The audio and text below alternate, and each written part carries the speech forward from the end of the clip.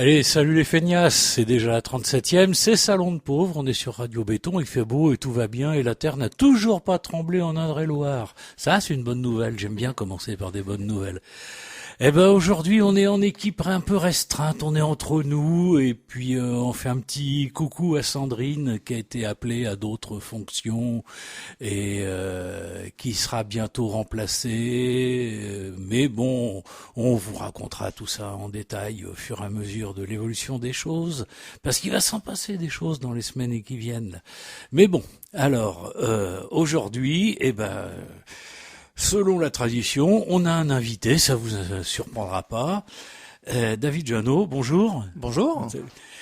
Qui s'occupe du crépi, qu'on a déjà invité, enfin pas lui, mais bon, il est pas tout seul, et qui va nous parler de pas mal de choses, notamment un truc là, je connais pas, je le découvre en lisant le conducteur de l'émission, une action qui s'appelait J'irai travailler chez vous.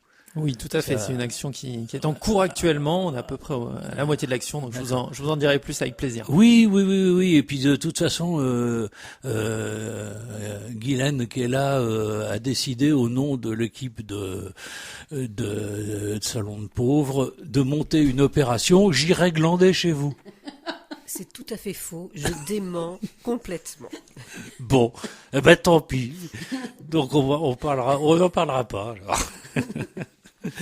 Ah là là. Bon, on verra ça tout à l'heure dans la deuxième partie de l'émission. Et pour l'instant, il y a quelques statistiques de quoi on a parlé. On va faire les choses à l'inverse. Tiens, pas à propos de Facebook, au lieu de faire une stat et de rabâcher. Après tout, vous avez qu'à y aller sur Facebook, vous verrez bien. La page, c'est allocataires du RSA, des gens comme les autres, sous-titré Salon de Pauvres. Et puis vous verrez bien. Tiens, Guylaine, puisque t'étais au micro là, non, t'es pas allé sur Facebook du tout. Tu y vas jamais. Non. Mais est-ce que t'as entendu parler de quelque chose, une chose qu'on a pu publier, ou au contraire de quelque chose qu'on aurait dû publier puis qu'on a raté? Alors il y a un événement dramatique, c'est celui-là auquel tu penses? Oh, il y a plein de choses. Oui, ça, il y a un événement dramatique. Oui, On en parlera un peu plus tard. On va en parler un peu plus tard parce que ça va pas être facile parce que là, on n'est pas dans la gaudriole. Donc, on va commencer par des choses un peu plus légères pour laisser aux gens le temps de digérer. Et voilà. Sur Facebook ce mois-ci, moi j'ai noté deux trois petites choses comme ça qui sont passées. Marie-Thérèse. Donc c'est Solidaire Auto. Ah, on a parlé de Solidaire Auto sur Facebook. Parce qu'ils étaient à la recherche de nouvelles voitures, donc ils se sont adressés aux garagistes de Touraine et apparemment les garagistes ont bien répondu, donc normalement ils ont récupéré des voitures justement pour les rénover et les mettre à disposition, voire à vendre à petit prix à des gens qui n'ont pas les moyens d'en acheter. Voilà, oui. C'est des gens qui ont des tas de projets, d'ailleurs. Et il va falloir qu'on les réinvite. D'ailleurs, tiens, les gens de Solidaire Auto, là, si vous écoutez en ce moment, ils ont peut-être autre chose à foutre que d'écouter Radio Béton, en plein dans les horaires de boulot, ça se fait pas. Et, mais sinon, oui, on va refaire une émission au printemps avec eux, parce que vraiment, ça fait partie des projets qu'on soutient, mordicus, parce que ça fait vraiment longtemps qu'on attendait quelque chose comme ça dans ce domaine-là. Puis je sais qu'ils avaient des projets pour étendre un petit peu leurs services.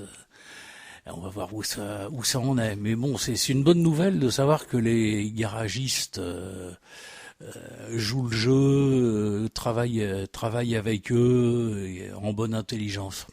C'est une chose à suivre, ouais, effectivement.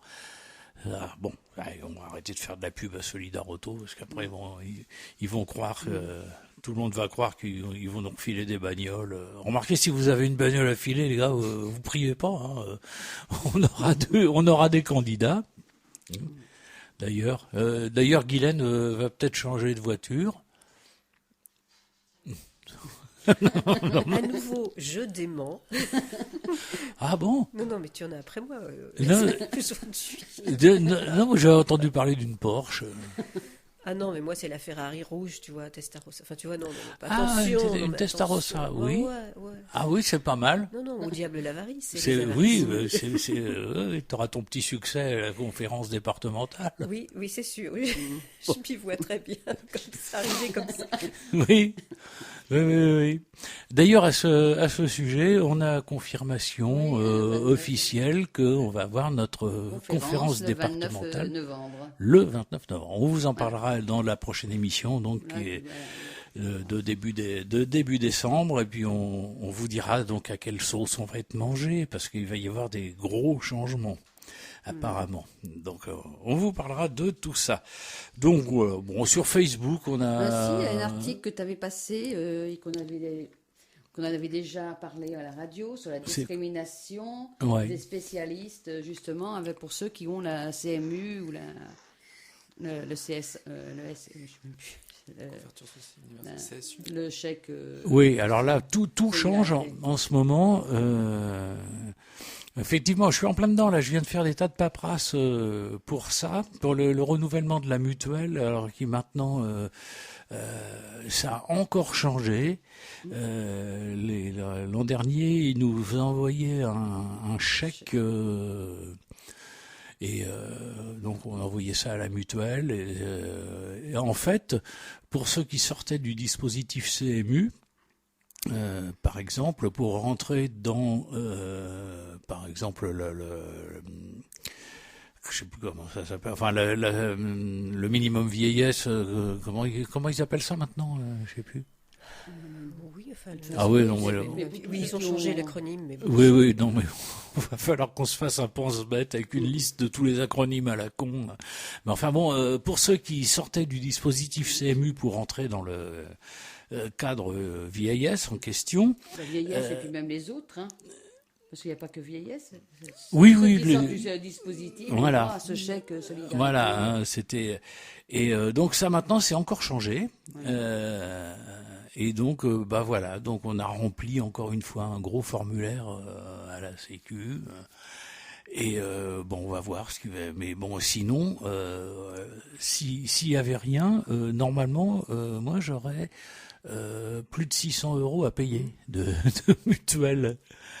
Et bon, j'espère que tout ça se met en place sans trop de problèmes, parce que sinon, ça risque de coincer, comme ça risque de coincer sur d'autres dispositifs, avec la mise en place du revenu minimum RU universel. Le RUA. RUA. Revenu universel d'activité. D'activité. Donc déjà, ça élimine les gens comme moi, parce que moi, le mot activité, il faudrait un RUI, ce serait pas mal. Mais bon, on va se retrouver. Alors, on ne sait pas si, par exemple, les APL vont être comprises là-dedans et de quelle façon. Ce qui est bon, c'est un doux parfum de précarité quand même. On serre un peu les dents pour être poli. Et puis les APL, à partir de janvier, ça va changer, ça va être calculé plus sur les 2 ans précédents. Mais sur les 3 mois précédents, Voilà. oui, sur ça c'est plutôt pas mal, parce que ça évite l'effet retard, ça va éviter de se retrouver avec des remboursements de trop perçus ou des conneries comme ça. Ça peut être pas trop mal. Ben bon, on va voir sur pied. Mais effectivement, beaucoup de choses sont en train de changer. Et en fait, comme dans beaucoup de sujets, on n'en sait trop rien. On n'a pas été consulté, on n'a pas été. Si, on a fait un certain nombre de démarches, mais on ne sait pas dans quelle mesure elles ont été prises en compte ou pas. Et on apprend tout ça par la presse, comme tout le monde. Donc on verra bien. C'est pareil aussi, pour revenir à notre conférence départementale du 29.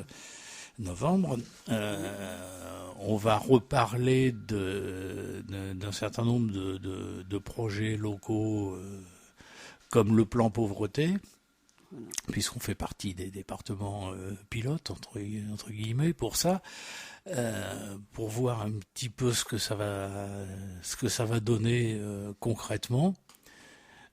On va voir aussi quel soutien, et ça me paraît assez révélateur, quel soutien va être apporté à des initiatives comme le dispositif Zéro Chômeur. Voilà, zéro chômeur de longue durée. Ça, j'ai entendu des bruits très contradictoires là-dessus, et moi je pense que ça aussi, c'est des gens qu'on va certainement réinviter dans le courant de l'année prochaine, parce que c'est quelque chose qui, moi, ça me semble relativement intéressant. Mais apparemment, chez les élus, ça fait pas trop l'unanimité. Pourtant, ça bouge dans beaucoup de départements. Mais oui. On voit pas mal d'articles actuellement passés dans Ouais. Facebook et sur...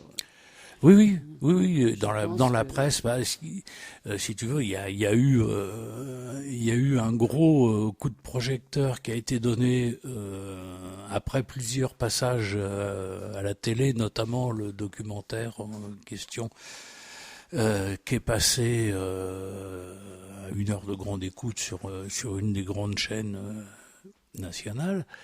Et c'était sur l'expérience, la première grandeur nature en Vendée, à Mauléon. Et effectivement, une fois après avoir vu ça, on se posait des questions, on se disait, mais bon, oui, pourquoi on n'élargit pas ça tout de suite parce que c'est reproductible dans beaucoup d'endroits en France. Bon, effectivement, c'est pas forcément reproductible partout. Je pense à des régions qui sont très urbanisées, comme l'Île-de-France par exemple, ce serait beaucoup plus délicat à mettre en place. Mais bon, il y a peut-être d'autres choses à inventer. En tout cas, ça bouge et ça bouge dans le bon sens. Donc on va en reparler de tout ça. Et oui, pendant qu'on y est, donc qu'est-ce que t'as comme statistique sur le Alors, que je sois curieux, qui nous écoute. Bon, déjà, on a 225 membres. Hein, quand même. Hein. Ah oui. Il y a eu 85 publications, 21 personnes qui ont commenté ce qu'on a fait, nos publications, et 76... Ils sont feignants quand même. Hein. Il y en a que 21 qui ont commenté. Mais qu'est-ce que vous foutez? 76 qui ont réagi.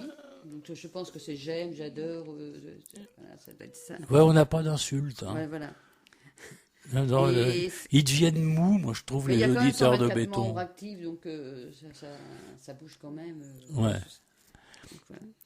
Et puis bon, et puis autrement sur YouTube, il y a eu 36 vues. Ah, quand même. Quand même. C'est bien, hein, on vous rappelle qu'on a notre chaîne YouTube, Salon de Pauvres, voilà. et que vous pouvez réécouter toutes nos émissions. Oui, elles y sont quasiment toutes, hein, je crois. Je pense qu'elle avait tout mis. Ouais. Bon. Eh ben voilà, une bonne activité pendant la sieste. Vous réécoutez Salon de Pauvres au fond de votre lit, sous la couette. Ça, c'est une bonne activité. Alors, c'était quoi le post le plus regardé ce mois-ci? C'était ton article sur la discrimination. Ah ouais. Chez les spécialistes, de toute façon, ça c'est toujours les gens qu'on refuse à CMU. Ça, voilà. ouais, ça aussi, on va peut-être réenfoncer le clou, un de ces quatre, parce que il y a quand même des choses à dire. En plus, j'en ai discuté il y a pas longtemps avec un copain qui est tout bib et qui m'a donné 2 ou 3 tuyaux dont je ferai part à tout le monde à ce moment-là. Mais effectivement, oui, il y a des choses, il y a des choses à dire là-dessus.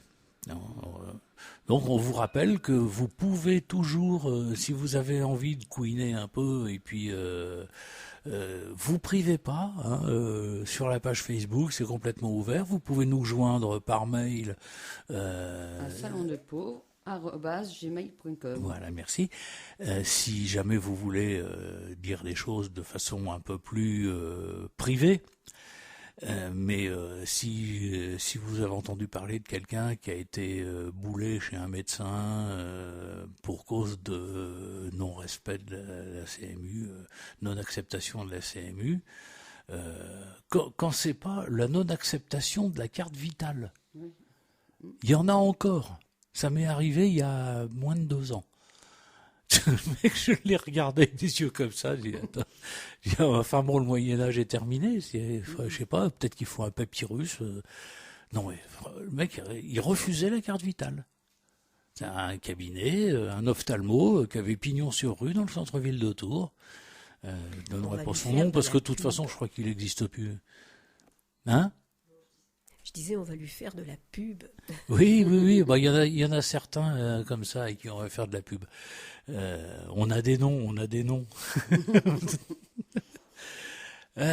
Oui, sujet intéressant. Effectivement, sujet intéressant.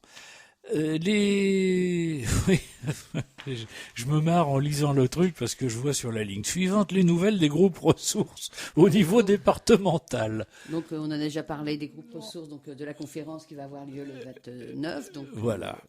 Chaque groupe va présenter ce qu'il a fait depuis la dernière conférence. Voilà. Donc, j'espère j'ai l'impression que ça va être vite fait.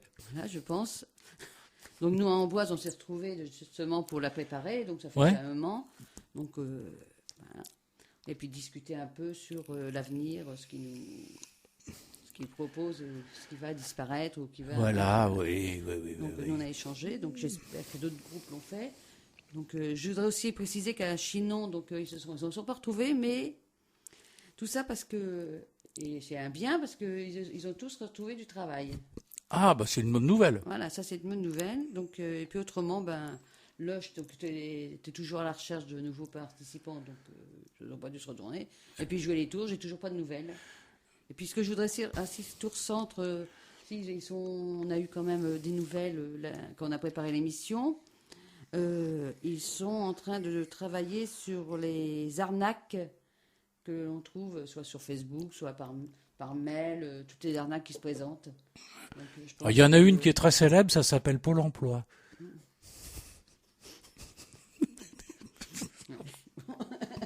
Sans comme... Il y a un ange qui passe. Là. Il y a un grand silence qui se fait tout d'un coup. Voilà. Donc, oui. Donc, ça sera un truc, je pense que ça se lance, quelle que soit la décision qui sera prise à la conférence, je pense que ça sera un thème à reprendre soit dans chaque groupe ou selon ce qui se... Oui, non, le thème en soi est intéressant parce qu'on voit passer des trucs qui s'adressent directement aux gens qui sont les plus précaires, les plus pauvres, qui n'ont pas beaucoup de moyens. Alors la mode en ce moment sur Internet, et pas que sur Facebook, mais sur Internet, voire même par téléphone, j'en ai encore eu une ce midi, c'est des gens qui vous proposent de l'isolation, des pompes à chaleur, enfin des choses très très écolo, très bien, très utiles, et en vous faisant miroiter le fait que ça vous coûtera pas un rond, ce qui évidemment est totalement faux. Bien évidemment, vous imaginez pas que l'État va vous offrir des pompes à chaleur. Vous savez combien ça coûte une pompe à chaleur qui va vous offrir ça comme ça, simplement parce que vous êtes en dessous d'un certain plafond. Effectivement, il y a des aides, c'est vrai. Bon, mais c'est très sectorisé. Faites attention, ne signez jamais rien sans demander conseil autour de vous à des gens qui sont qualifiés. Ça coûte rien un coup de téléphone et ça peut vous faire économiser beaucoup. Donc faites gaffe énormément à tout ça parce qu'en ce moment on est inondé par ces arnaques-là. Les arnaques, et puis comme les remboursements d'impôts. On nous propose des remboursements d'impôts, surtout quand on n'en paye pas. Donc quand on nous envoie des mails, on va vous rembourser alors qu'on ne paye pas d'impôts. C'est un peu, un peu gros quand même. Bon, ça c'est du phishing, évidemment. C'est-à-dire qu'on va utiliser tous les prétextes les plus loufoques pour vous faire marquer dans vos coordonnées bancaires, sous prétexte de recevoir un virement ou un chèque. Ah bah oui, bah une fois qu'ils ont vos coordonnées bancaires, bah, ils c'est sont eux qui contents. vont pomper dessus, Bah, évidemment. Bon, non, ça paraît évident quand on en parle comme ça, mais je vous assure que tous les jours, il y a des tas de personnes qui se font avoir à des choses comme ça. Parce que dans les gens qui sont au RSA, il y a des gens qui sont énormément fragilisés, qui sont coupés de tout, qui sont isolés dans leur coin, qui sont parfois pas très bien dans leur tête, parce que vivre une situation comme ça attaque le cerveau. Et bah voilà, on est en position de faiblesse. On est embobiné par un type au téléphone qui a l'air très gentil, très professionnel, prêt à aider les pauvres, une espèce d'abbé Pierre qui vous appelle chez vous comme ça à midi, et puis au bout du compte, et ben voilà, c'est une arnaque de plus, et c'est de tous les jours, et les dispositifs officiels de filtrage, Blocktel et compagnie, c'est quasiment totalement inefficace. Alors, Évidemment. Blocktel, c'est quand même pas mal pour le téléphone, notamment pour les personnes âgées, etc. Parce que ça permet quand même de bloquer sur un certain nombre de numéros. Bon, c'est tout de même une aide, mais il est vrai que c'est la vigilance qui compte le plus. Et quand les personnes sont affaiblies, malades ou tout simplement naïves, candides, elles peuvent être victimes très facilement de ce genre d'arnaque. Voilà. Donc c'est bien, merci au groupe de Tour Centre de se lancer travaillera là-dedans. sur cette question, effectivement. Mais oui, mais bon, dès qu'ils sont prêts, puis s'ils ont envie de le faire, il n'y a pas de problème. On les invitera. Les micros sont grands ouverts à Radio Béton, il n'y a pas de souci. Autrement, le groupe, notre groupe, on s'est retrouvés et Sandrine nous a présenté les personnes qui vont la remplacer pour nous encadrer pour l'émission. Pour nous encadrer. Voilà. Qui vont quand même Là, faut pas rêver, c'est pas possible. Pas possible. Non, c'est plutôt l'inverse. Dis-nous, on va les recadrer. Et puis Sandrine, elle sera là, elle sera présente à la conférence. Oui. Donc, oui, l'équipe va être au complet le 29. Bon, c'est dommage, c'est pas ouvert au public, sinon on vous aurait invité. Je suis sûr qu'il y a même des coups à boire. De toute façon, si vous voulez déjà rentrer dans les groupes, dans le seul groupe qu'il peut y avoir, il est toujours possible de le faire en contactant votre référent ou la MDS ou en nous envoyant un mail à salondepauvre@gmail.com. Voilà. Donc, c'est toujours possible. Donc, et je pense qu'il n'est pas trop tard parce que je sais que les nouveaux qui veulent participer au groupe sont invités pour la conférence. Oui. Donc il n'est pas trop tard encore. Je pense qu'il n'est pas encore trop tard de contacter la MDS ou votre référent pour... Voilà. Si vous avez des choses à dire, c'est le moment ou jamais. Après, vous ne viendrez pas vous plaindre qu'on ne vous demande pas votre avis. Et on fait aussi un petit coucou à nos amis de Tarbes. Oui. Ah oui. Voilà. Et puis, avant de passer j'ai un petit message de Ingrid qui m'a demandé, qui nous invite à un concert qui est organisé au profit de son association Les Intrépides, le 1er décembre à 15h, salle polyvalente des Halles au premier étage, entrée libre, suivi d'un goûter gratuit pour les enfants. Et puis vous pourrez avoir... on est tous des grands enfants. Hein. Vous pouvez venir, même tout le monde, les punks à chiens, tout le monde, vous venez. Il y a un goûter gratuit. Donc au programme, il y a au chœur d'hommes, des chants traditionnels corses, et puis... Corse Corse, oui, chants traditionnels. Et puis un concert d'instruments, piano, violon et clarinette. Donc, si vous ne savez pas quoi faire le 1er décembre... Faut venir avec une cravate. Ah, ça, je sais pas. Venez comme vous êtes. Ah, ouais, on voit où tu as mangé ce midi, toi. Voilà. Donc, maintenant, je sais. Ah, c'est des bonnes nouvelles, tout ça. Voilà. Hein y a tout... pendant qu'on a été au petit coucou perso, donc salut à Ingrid. Salut Ingrid. Je suis sûr qu'elle nous écoute. Et puis, je pense qu'elle travaille, alors si elle nous écoute... Elle va nous écouter, oui. Oui, mais après le boulot. Après le boulot. On est sérieux. Et puis elle va nous mettre l'émission sur notre groupe. Voilà. Donc, sur YouTube. Donc pendant qu'on y est, donc un petit coucou à notre ami Serge qui est pas là, mais qui sera là à la prochaine. Il a promis qu'il serait là à la prochaine. Alors Serge, tu déconnes pas, t'es là en décembre. Hein. À la fin de l'émission, on te rappellera la date. Parce que bon, on va pas griller toutes nos cartouches, mais bon, tu viens en De décembre. toute façon, Voilà. et puis on va le voir, Voilà. il sera peut-être présent quand même à la conférence. Oui. Oui. Et puis, puis un petit coucou en passant à notre ami Claire aussi, qui n'est pas là non plus, mais bon, qui a posté quelques petites choses loin d'être inintéressantes sur Facebook ces jours-ci, sur divers sujets sur lesquels on reviendra. Voilà. Bon, voilà, les saluts perso sont terminés pour aujourd'hui. Pas Les messages déconner non plus. personnels sont terminés. Voilà. Oh, tu le fais bien. Bon, c'est dans la boîte. Hein. Oui, On le repassera, ça. Merci, Hélène. Bah oui, c'est à toi. Hein. Eh ouais, c'est à moi. Pour ma petite rubrique Les idées fausses, et je souhaitais vous parler aujourd'hui à nouveau de la lutte contre la pauvreté. Vous savez que l'État a souhaité mettre en Chier place les pauvres. a souhaité mettre en place tout un dispositif assez vaste de lutte contre la pauvreté. Et ici, en fait, en Indre-et-Loire, l'État et le département ont signé une convention le 17 janvier 2019 et le travail avance sur cette question. Et ce que je souhaitais dire en particulier là, c'est que il y a dans cette convention un volet autour de l'accompagnement de tous vers l'emploi. C'est un des volets, un des 5 axes de cette convention.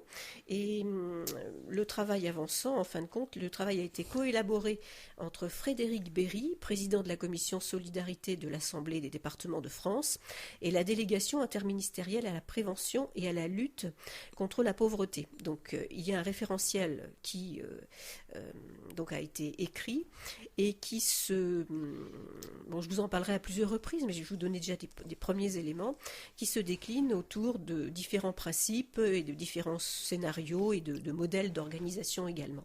Alors, vous savez que quand une personne demande le RSA, quand elle s'adresse à la CAF pour demander le RSA, elle va avoir l'obligation, en fin de compte, d'entrer dans un dispositif qui lui demande de voir auprès des services départementaux, les MDS, les référents socio-professionnels, etc., et de s'engager dans le cadre d'un contrat d'engagement réciproque qui va en fait l'aider à avancer dans sa démarche professionnelle de recherche d'emploi et qui est destiné aussi à l'aider d'un point de vue aussi bien professionnel que social, avec des formations, etc., etc. Alors c'est autour de ce dispositif qu'un certain nombre de principes sont élaborés dans le référentiel dont je vous parlais. Et ces orientations sont les suivantes. Orienter l'allocataire rapidement vers un organisme accompagnateur. Alors, 90% des demandeurs du RSA notifiés en moins de 2 semaines à compter de leur date de demande. Voilà, le but, c'est d'aller plus vite. C'est-à-dire qu'il y ait moins de temps entre la personne qui va demander le RSA et puis la réponse, en fin de compte, en termes de premier rendez-vous, d'accompagnement de la part des services à l'heure actuelle, c'est combien de temps à peu près? Je crois que j'ai dit 2 mois ou quelque chose comme ça. Bah oui, Oui, mais ça dans dépend des départements, personnes. Il y a aussi des personnes qui sont un peu perdues, qui ne vont pas... Voilà. Et le but, c'est au contraire de rassembler les informations de façon à ce que les personnes aient le maximum d'éléments et surtout que cette démarche proactive en fait de recherche d'emploi, de formation se fasse dans la foulée en fin de compte et que les gens ne restent pas sur le bord du chemin juste avec le RSA et sans projet. Donc il y a cette chose-là. Donc là, il y a une volonté vraiment d'améliorer les choses. 100% d'orientation notifiée à tous les nouveaux entrants en moins d'un mois à compter de la date de notification d'ouverture des droits.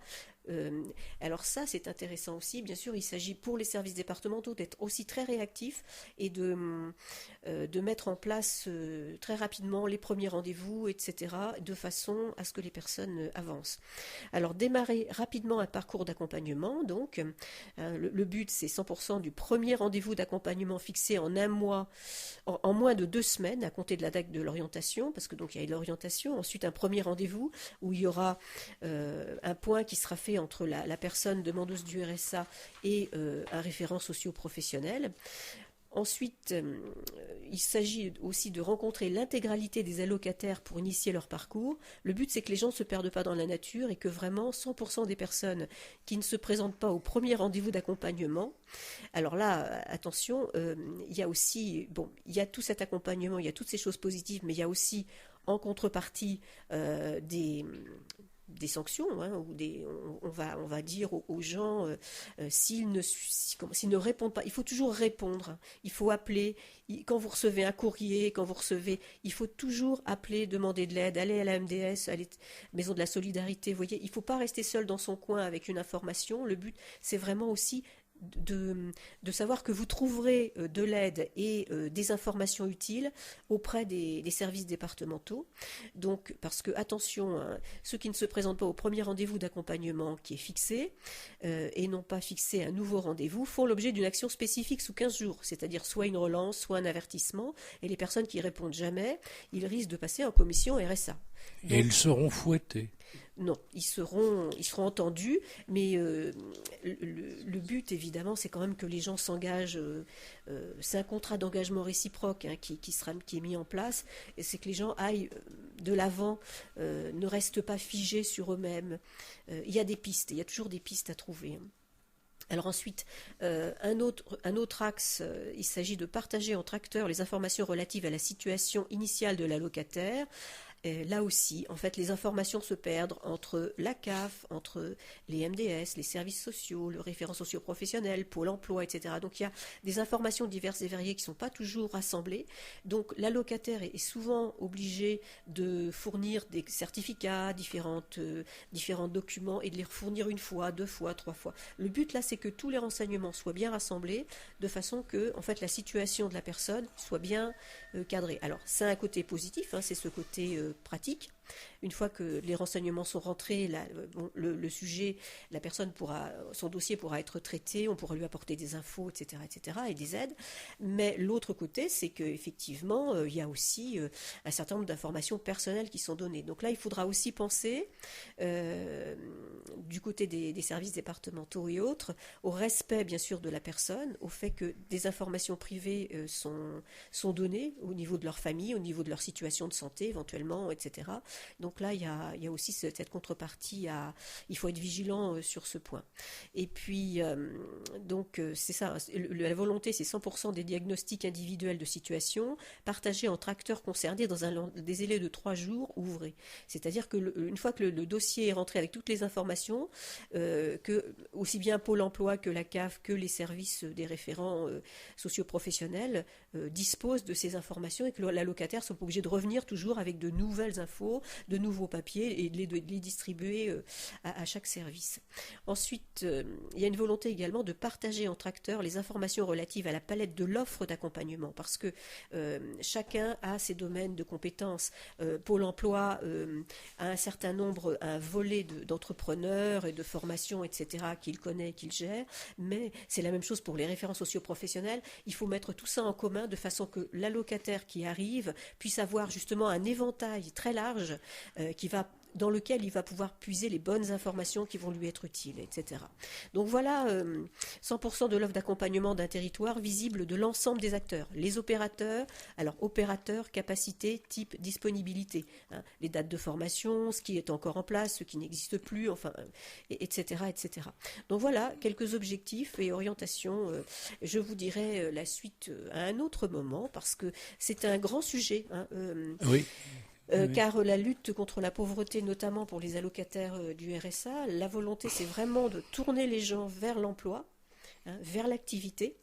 Alors pas dans n'importe quelles conditions, mais il faut un accompagnement social. Les personnes sont dans des situations diverses et variées, mais c'est tout de même cet objectif hein, qui est mis en place. Voilà. Donc on va retrouver localement, on va retrouver le logiciel Parcours.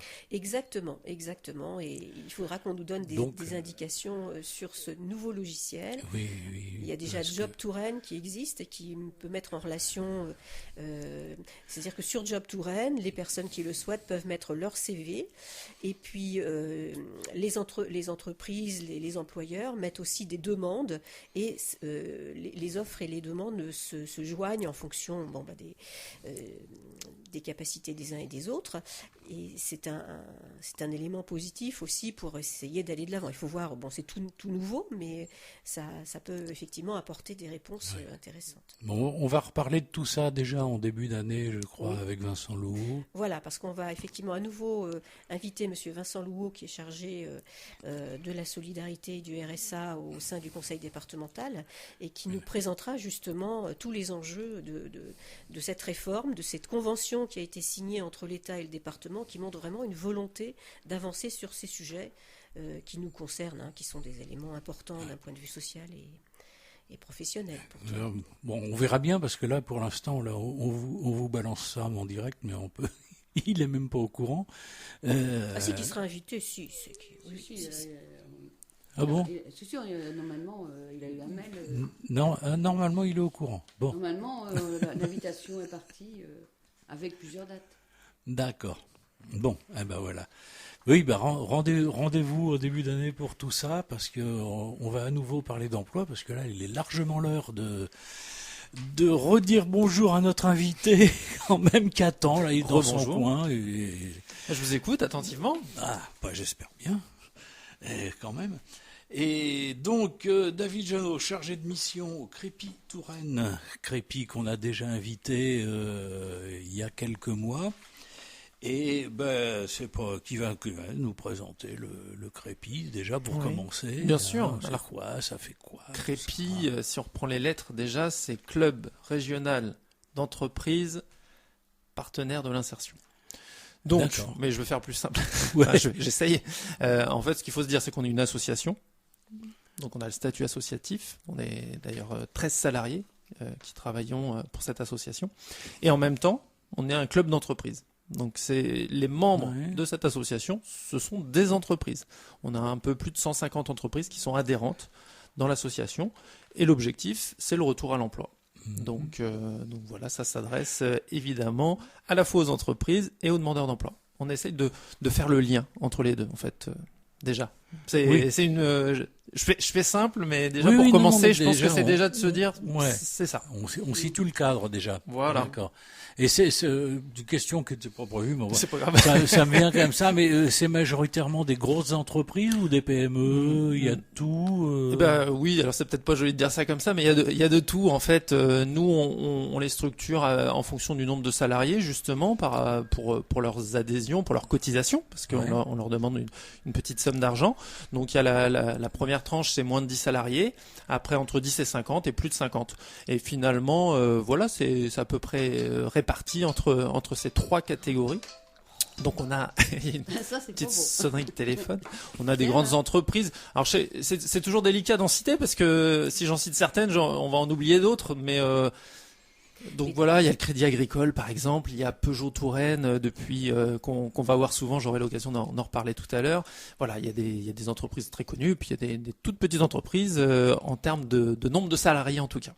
D'accord. Et dans quel domaine d'activité Alors justement, on est un petit peu tous les domaines aussi, que ce soit le bâtiment, que ce soit le commerce, que ce soit l'industrie. On essaye vraiment justement que ça soit représentatif aussi par rapport à nos candidats, parce que plus on va avoir d'entreprises dans notre réseau, dans le club d'entreprise, plus on pourra mettre de relation les candidats avec les entreprises. C'est-à-dire que si j'ai quelqu'un qui vient me voir, qui est demandeur d'emploi, qui travaille plutôt dans le secteur de l'industrie, si en face on n'a pas d'entreprise du secteur de l'industrie, malheureusement on va ouvrir moins de portes. Donc on essaie d'avoir justement un maximum de secteurs. Bon, après c'est aussi les entreprises qui ont la démarche, qui ont envie de s'investir. On les force pas, loin de là.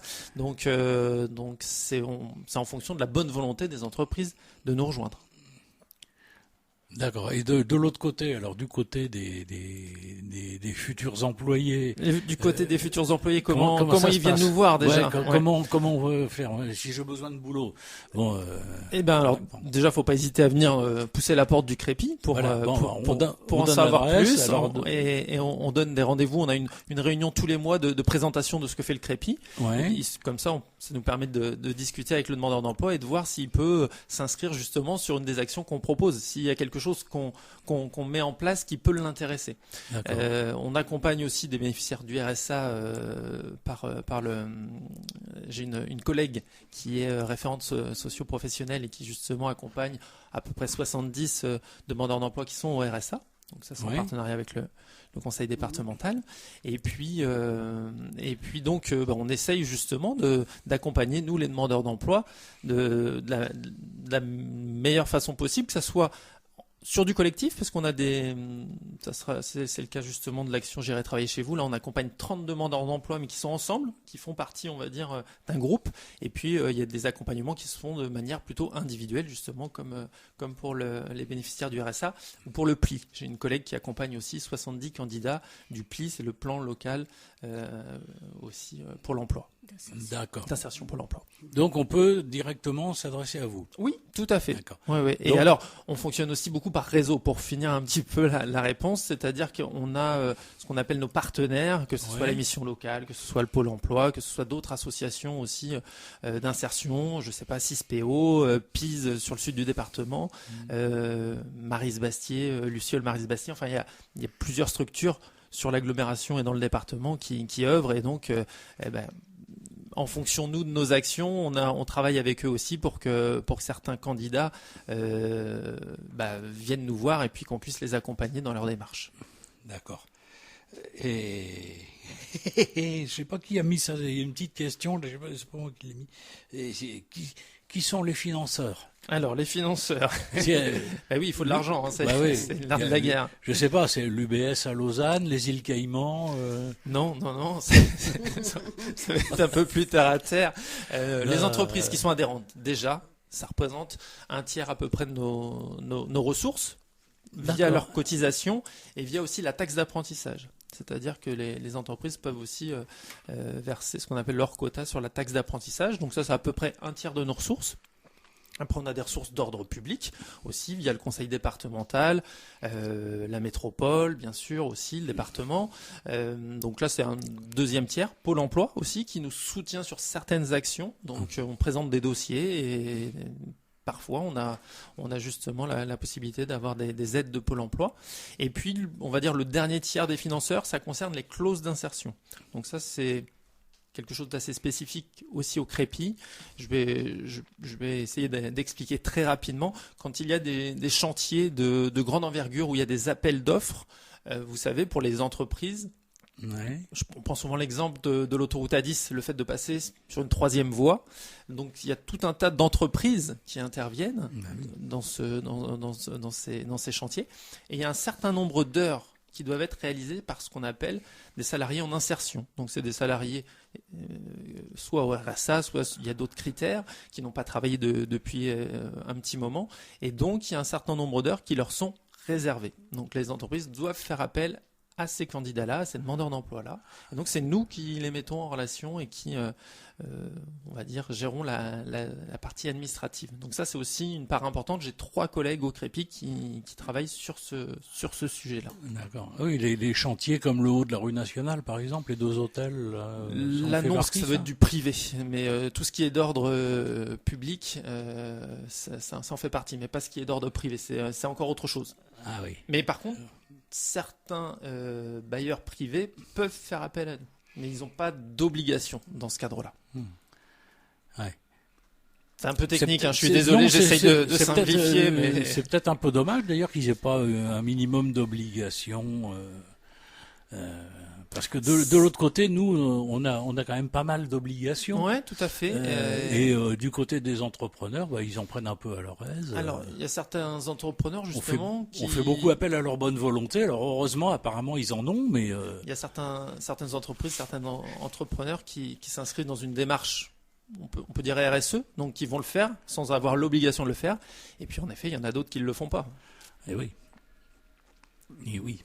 Et peut-être aussi par méconnaissance, parce que dans le domaine des activités professionnelles privées, des entreprises privées, tout le monde n'a pas forcément non plus connaissance de ces possibilités, parce que ça peut être très intéressant que la taxe d'apprentissage soit justement reversée auprès du Crépi, parce que c'est local, parce qu'il y aura à nouveau une injection de dynamisme au niveau local. Peut-être que voilà, il faut aussi faire de la pub. Donc, je les encourage à le faire, évidemment. Oui, tout à fait. Merci. Oui. Merci aussi de votre soutien. Mais c'est vrai que, évidemment, même pour une association comme la nôtre, avec 13 salariés, le financement, c'est aussi le nerf de la guerre. On a certaines pour actions, tout le monde. on va parler bien sûr, on a certaines actions comme J'irai travailler chez vous, là, qui est une action là, qui est soutenue par Pôle emploi. Sur les soutiens qu'on peut avoir, c'est en fonction des projets, donc c'est reconduit d'une année sur l'autre ou sur des fois sur 2 ans, sur 3 ans, mais on n'a jamais, si vous voulez, une vue sur 10 ans. On sait pas forcément comment sera fait notre budget dans 5 ans. Hein. C'est tout bête, mais Alors, voilà. Bon, on va en parler puisque le sujet arrive. Là. Donc, votre nouvelle action, j'irai travailler chez vous. Alors déjà, ça m'a bien amusé le titre. Ouais. C'est fait pour, je suppose. Peut-être un peu, oui. Mais pourquoi avoir appelé un truc unique? Alors à ce moment-là, qu'est-ce que je fais? Moi, je cherche du boulot. Je prends mon sac à dos, puis je fais comme le mec à la télé. Je viens au Crépi. Bonjour les gars, je viens travailler chez vous. Je pose mon sac, je me mets où? Alors, à peu près la même chose, mais dans les entreprises, en fait. Pas au Crépi avec votre sac, mais dans les entreprises. Non, plus sérieusement, oui, c'est vrai que l'idée, c'était de partir de J'irai dormir chez vous, ce programme que, nous, dans l'équipe, on apprécie. Et comme c'est un projet qui est en lien avec la vidéo, là, qui est réalisé par les demandeurs d'emploi, c'est pour ça qu'on a choisi ce clin d'œil au niveau du titre. L'idée, si vous voulez, c'est pour les 30 candidats là qu'on accompagne pendant 3 mois, depuis fin septembre.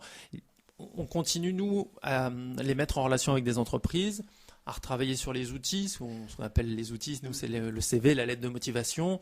On essaie de les coacher aussi sur des simulations d'entretien. Mais on voulait aussi qu'il y ait un temps aussi collectif, qu'il y ait un projet collectif. Et donc, le projet collectif, c'est de se dire, on va réaliser des vidéos documentaires dans 4 entreprises. Donc, les entreprises, ce sont des entreprises adhérentes du Crépi Touraine. Et on va essayer de voir ce qui se passe dans ces entreprises et qu'est-ce qu'ils recherchent comme profil. Justement, c'est plutôt des entreprises qui ont des besoins en recrutement. Donc, quel parcours il faut avoir, qu'est-ce qu'il faut faire pour pouvoir rentrer dans ces entreprises. Bon, il y a des secteurs qui sont, d'après ce qu'on dit, en tension, notamment dans le travail à domicile, l'aide à la personne, L'aide à la personne. Alors, des choses comme ça, où il y a beaucoup de demandes, il y a Ouais. peu d'offres. Apparemment, c'est surprenant parce que pour connaître un certain nombre de gens qui le font et qui parfois le font depuis des années, et quand ils le font bien et correctement, c'est rémunérateur de façon correcte. Alors je m'engagerai pas sur la rémunération. En tout cas, il y a beaucoup d'offres. Je connais personnellement plusieurs personnes qui font ça à temps plein. Effectivement, qui ont des petits soucis pour caler leur emploi du temps. Ça pose des problèmes de déplacement, ça pose des problèmes d'amplitude horaire où ils sont parfois un petit peu hors jeu. Un peu beaucoup même, pour certains, mais d'un point de vue de la rémunération, au moins, ça les sort de la précarité. Ah oui, tout à Et fait. ça, c'est énorme. Et j'ai toujours trouvé surprenant que le secteur soit autant en tension. C'est un secteur en tension, il y a beaucoup de besoins. Sur la rémunération, de toute façon, il y a un minimum, bien sûr. Mais oui. des fois, il y a des personnes qui sont employées à temps partiel. Et c'est vrai que des fois, quand c'est à Ouais. temps partiel, c'est un Alors petit ça, peu plus compliqué. Ça, Et c'est puis- la macronisation de la société, c'est valable dans tous les domaines d'activité. Ce temps partiel subi, parce que, bon, il y a du temps partiel choisi, hein, c'est l'argument de Macron, en disant, voilà, vous êtes propriétaire de votre vie, vous gérez votre vie comme des entrepreneurs, comme si votre existence était une entreprise, et on va marchandiser absolument tout, et puis voilà, vous êtes Dieu le Père, vous êtes maître chez vous, c'est pas vrai. La grande partie du temps partiel, il est subi. Et ça, quand on voit dans certains autres domaines, pas dans le domaine tellement du service à la personne, mais dans tout ce qu'on a appelé l'ubérisation de la société, par exemple, c'est des contrats. On se rapproche de l'Angleterre avec les contrats 0 heure, des gens qui sont embauchés pour 1 heure, point. Et puis après, mon gars, tu rentres chez toi et puis t'attends qu'on t'appelle. Ah. Et effectivement, dans ces cas-là, c'est un non-sens, c'est une abomination, parce que on règle pas le problème de la précarité, on l'augmente en plus. Et c'est invivable. C'est invivable. On va revenir tout à l'heure, dans peu de temps d'ailleurs, avec Guylaine sur ces problèmes de précarité et tout ça, parce que il y a une actualité qui nous fout un peu les boules et on a envie d'en parler. Mais effectivement, voilà, c'est des... Alors, il y a aussi, pour ces métiers en tension, il faut peut-être dire que d'abord ce sont des temps partiels subis, donc le salaire ne permet pas de vivre, ce qui veut dire que de toute façon c'est négatif de ce point de vue-là. Et il y a les conditions d'organisation du travail qui sont dans un certain nombre de cas très dégradées, vraiment difficiles, extrêmement difficiles, notamment avec des personnes handicapées, des personnes âgées, du quatrième âge, des personnes avec des grosses, de grosses pathologies, etc. Et évidemment, ça n'attire pas un public nombreux, même de professionnels qui sont des professionnels avertis, etc. Mais ça use complètement leur motivation. Oui. Alors là c'était un exemple d'ailleurs de métier en tension. Il y en a d'autres où il y a eu d'autres problématiques justement par rapport à la formation, par rapport à la publicité qui a pu en être faite, mais sur du métier de mécanicien automobile, vous voyez, justement, là, il y a des besoins aussi, ça c'est quand même indéniable, sur des métiers liés à l'imprimerie aussi, il y a des besoins, donc le métier de comptable aussi, c'est tout, enfin voilà, il y a énormément de besoins sur ces métiers-là, alors voilà, pour d'autres raisons, mais il y a aussi d'autres métiers en tension sur lesquels, nous, les candidats, les demandeurs d'emploi sont allés filmer dans les entreprises. D'accord. Bon, donc la nouvelle action, j'irai travailler chez vous. Ça me plaît, moi, ça vraiment. Faudra venir à la soirée de projection tous les trois, le 27 novembre. Vous êtes fortement conviés. Comme ça, vous pourrez voir la réalisation vidéo. J'allais vous demander, vous allez en faire quoi des vidéos? Voilà la réponse. Voilà. Donc ça va être projeté pour la première fois le 27 novembre. Où ça? Chez MAM.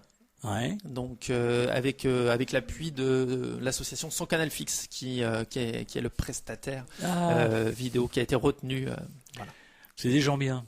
On les connaît un peu. Gens très bien. Ouais. C'est bien ce qu'ils font. Bon, on retient la date du 27 novembre. Pour ça, à 18h30. 18h30 à MAM.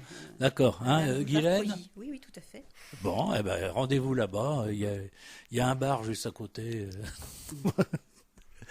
Dis donc, pendant qu'on y est, là, il est quasiment l'heure de rendre l'antenne à quelques minutes près. Donc, il y a un petit mot quand même de cette de cette actualité. Ouais. Voilà. Oui, en fait, on va essayer de pas être trop lourdingue, mais bon. Oui, il y a un jeune homme qui s'est suicidé par immolation, qui s'est suicidé, qui est encore vivant, mais qui est brûlé à vif à 80% et qui s'est immolé devant l'université, le Crous de l'université de Lyon récemment.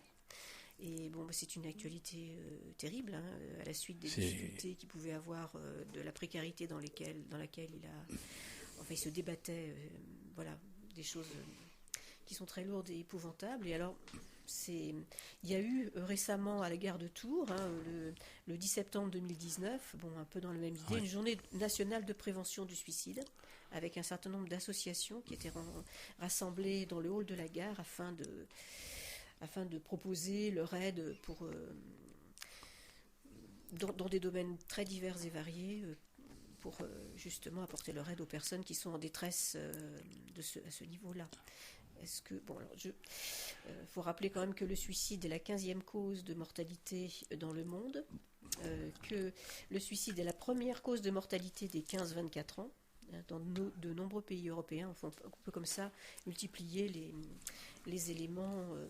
Et à cette manifestation qui a eu lieu le 10 septembre dernier, il y avait un certain nombre d'associations qui étaient présentes et d'organismes, notamment la Maison des adolescents d'Indre-et-Loire, qui aide les parents et les adolescents en difficulté, avec des consultations juridiques, médicales, de groupes sophrologie, etc., un groupe de dessin action collective, accueil en consultation, etc. Donc ils ont un numéro de téléphone 02 47 22 20 69, c'est pour le site d'Indre-et-Loire. Donc si vous éprouvez des difficultés, il faut surtout aussi demander de l'aide, aller vers les gens, les associations, etc. Et essayer d'avancer. Concernant les étudiants, puisque là il s'agissait d'un étudiant donc il y a l'université de Tours avec le SSU Université de Tours au 02 47 36 77 00. Même chose, c'est le service de santé universitaire, donc une écoute infirmière, examen de santé, consultation de médecine, soutien psychologique, etc. Enfin dans différents domaines pour aider les étudiants. Et puis il y a aussi tous les groupes liés aux associations UNAFAM, dont le GEM Touraine. Que l'on peut contacter GEM, ça signifie groupe d'entraide mutuelle, GEM 37. On peut les contacter boulevard Preuilly au 02 47 37 03 42. Il y a aussi Vie 37, prévention du suicide, qui est aussi joignable au 02 34 38 94 84. Et puis il y a aussi la mutualité sociale agricole, prévenir le mal-être et le suicide. Bon, on sait que les agriculteurs sont aussi fortement touchés par beaucoup de difficultés économiques qui leur sapent le moral d'une manière dramatique. Donc là, ils peuvent appeler au 02 47 31 62 73. Il y avait également l'association LGBT. Beaucoup de jeunes sont rejetés de leur famille et se suicident justement parce qu'ils sont gays ou lesbiennes, etc. Et donc là, il y a des permanences d'accueil et d'écoute les mercredis et samedis après-midi, et on peut aller les rencontrer au 5 bis rue du Docteur de Noyelles, et leur contact est le 02 47 54 24 79. Enfin, beaucoup d'associations, vous voyez, qui travaillent dans ce sens. Et voilà, enfin, le but c'est de dire, il y a aussi SOS Amitié, bien entendu, au 09 72 39 40 50. Donc il y a beaucoup de possibilités. Voilà. Alors, on peut rappeler en passant qu'on va essayer de remettre tous ces contacts-là sur Facebook. Et on demandera à Ingrid de mettre notre... Ouais, elle fait ça tellement bien. Et que de toute façon, vous pouvez toujours réécouter l'émission déjà sur notre chaîne YouTube, Salon de Pauvres. Et comme ça, vous aurez tous les renseignements. On a voulu... on va pas faire dans le pathos, mais surtout faire dans le concret, voilà. pour tous ceux ne pas rester dans le désespoir et la solitude. Et c'est voilà. ça qui et puis concernant ce cas du jeune homme de Lyon, il y a eu aujourd'hui des rassemblements un petit peu partout. Je pense qu'il y aura d'autres choses qui vont se passer dans les jours qui viennent. Donc si vous pouvez, bougez-vous, participez à ça, parce que la précarité, voilà, ça peut tuer, ça peut mener à ça. Et c'est de la responsabilité de tout le monde de relayer ça. Et je suis absolument outré qu'il y ait si peu de retour dans les gros médias mainstream. Et puis qu'on voit ça en France au début du XXIe siècle, enfin en 2019, c'est une chose assez incroyable. Voilà. Notre prochaine émission, ça sera le mardi 10 décembre. 10 décembre. De 15h à 16h. Même lieu, même heure. Allez, on dit au revoir à notre invité, on dit au revoir à tout le monde. Salut les feignasses. Et puis sur notre groupe aussi. Ouais. Oui, vous retrouverez l'adresse, 6 rue du Pont de la Chorche à Saint-Avertin. Voilà, on se retrouve tous sur Facebook. Et puis le mois prochain, le 10 décembre. Salut les feignasses, à bientôt.